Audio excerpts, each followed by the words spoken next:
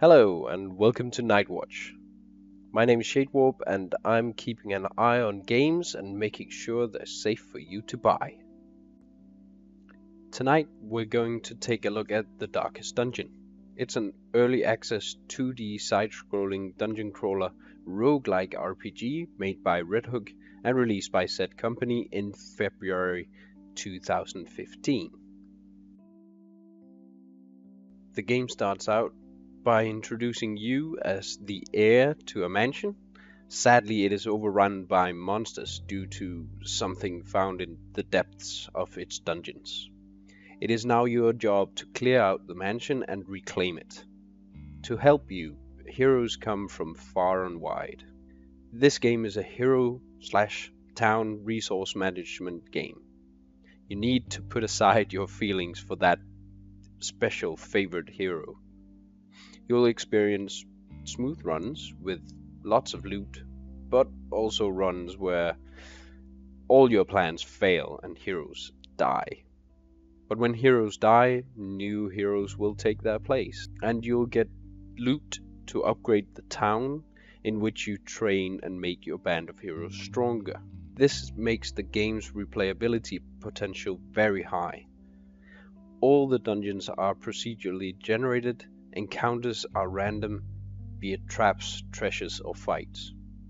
You never know what you will end up facing, you only know that it will be in the darkest dungeon.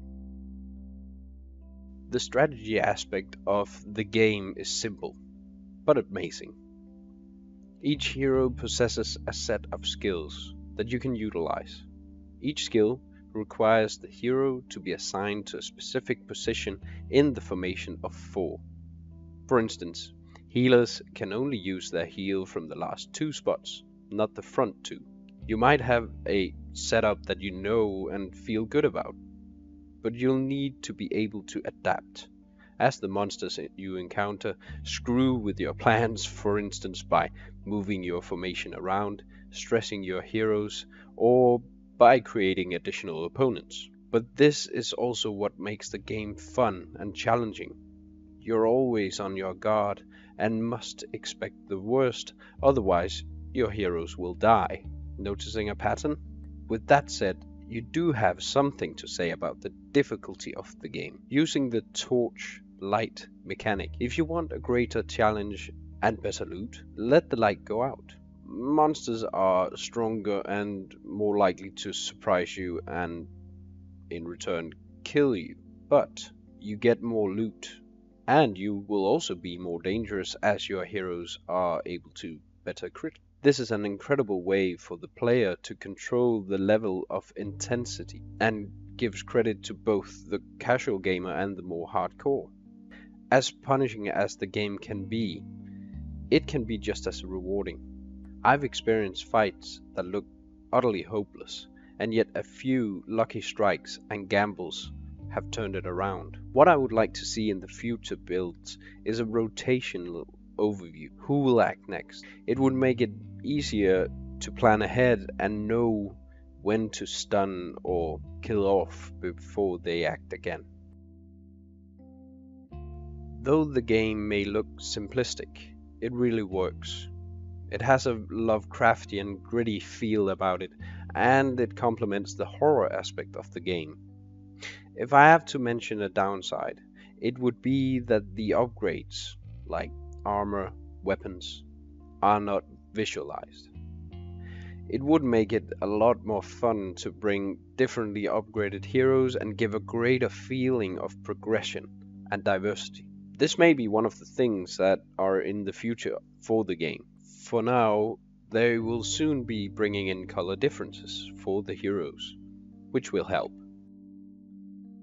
The dungeon commentary, Wayne June, makes the game feel incredible. After entering a room, opening a chest, or entering a fight, you can get a comment of how the heroes feel in the moment, or how the room presents itself. And it just simply adds that extra dimension to the game. Advantage. Give them no quarter. And now you... Confidence surges as the enemy crumbles. There we go. Does that actually remove? No, it doesn't. He's still abusive. Though the comments do get repeated, and it can get to feel a bit redundant after hearing the same comment over and over. Hopefully, they will add even more as time passes. The sound effects have been thought through, and I have yet to find an action where the sound effects aren't appropriate. The music is amazing and definitely fits the atmosphere of the game. It wouldn't be the same without it. Blasphemy! Your weakness offends the light.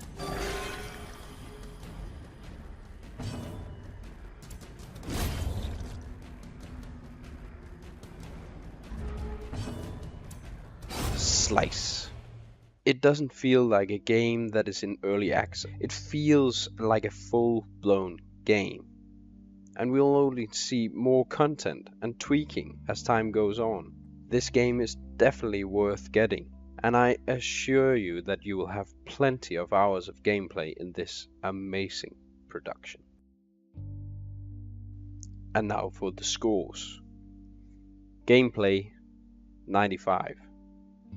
Mechanics 90. Graphics 85. Sound and music 90. That's a total of 90. Superb. Thank you for joining me in this Night Watch video. If you like the game, I'll put links in the description so you can go check it out. I'll also put a link to my Let's Play of The Darkest Dungeon so you can check out a bit more gameplay in real time. And if you like this video, please subscribe, like and comment, and I'll see you next time. Cheers and stay cool. Which is a stun.